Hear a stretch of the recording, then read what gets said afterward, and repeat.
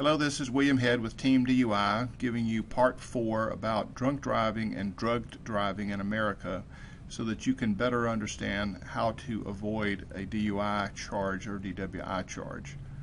We're going to talk about implied consent laws because in every state there is a statute either called implied consent or informed consent under which you're obligated, if you use the highways of that state, to submit to testing if you're suspected of being impaired by alcohol, drugs, or any other substance. These implied consent laws are important. They can help you, they can hurt you.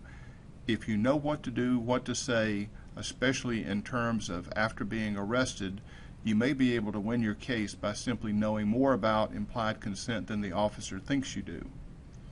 Let's talk about this because the obligation to submit to testing after you're suspected of DUI-alcohol, DUI drugs is an important obligation. And I say that because in some states like Georgia, if you refuse this testing, you can lose your right to drive for a full year. In Hawaii, you can go to jail for 30 days. There are other states that assess monetary fines, and you might have to do some jail time.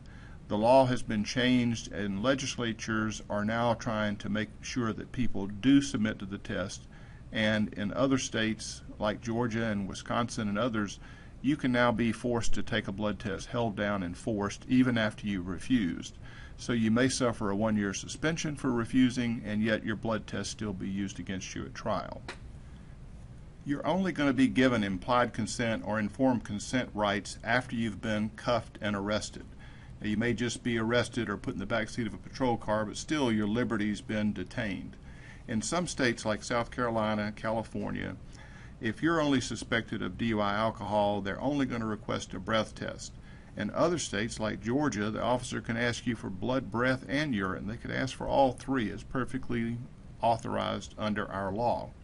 So when the officer asks for the test, your refusal to submit will cost you the right to drive in that state for some period of time, and that's usually with no limited permit at all.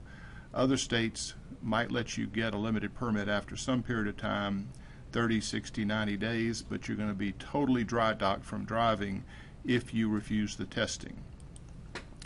If you've listened to my other videos about remaining silent and only giving the officer your name and current address, no other information about any details of that night, whether you've consumed alcohol or anything else that night, then you're in pretty good shape to try to help yourself out when it comes to implied consent. Under most implied consent laws in the states, you have a right to an independent test. In some states like Georgia, you only have that right of independent test if you first take the test or tests requested by the officer. So let's say you take a breath test and it's a .124. If you ask for a blood test and direct the officer where you want to go and the officer won't take you there, you're going to get the breath test of .124 thrown out in Georgia.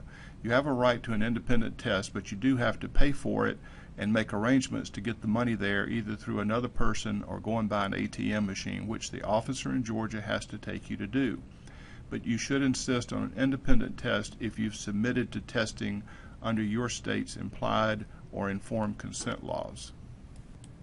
In many jurisdictions, if you have submitted to testing, you can get a limited or temporary right to drive until you have your administrative hearing for the revocation or suspension that state laws require.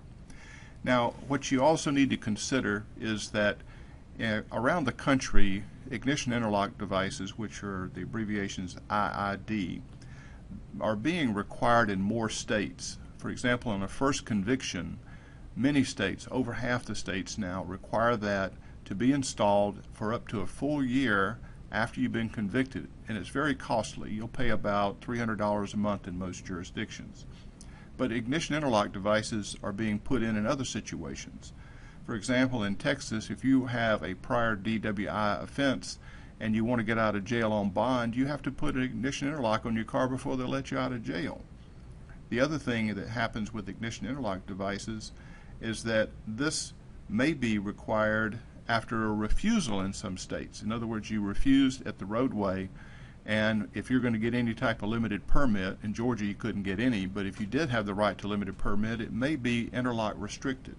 So be aware that you may be asked to pay for a very costly Interlock device, which is embarrassing and very inconvenient since you can only drive one vehicle. The most important part of this segment, Part 4, is that implied consent laws can be your friend if you understand your legal rights, keep your mouth shut, don't do field tests, and simply wait for the officer to put you in cuffs and take you in for the implied consent test. Regardless of whether that's blood, breath, or urine, or whatever the officer suspects, then you're going to be able to ask for an independent test and get it in most states. The failure to accommodate you is probably going to be a denial of due process when you get to court. Don't think that any lawyer can handle this. You're going to have someone who understands your state laws and can identify issues that can help you win your DUI, DWI case, whether it's by DUI drugs or DUI alcohol. This is William Head with Team DUI, ending Part 4 of this 4-part series.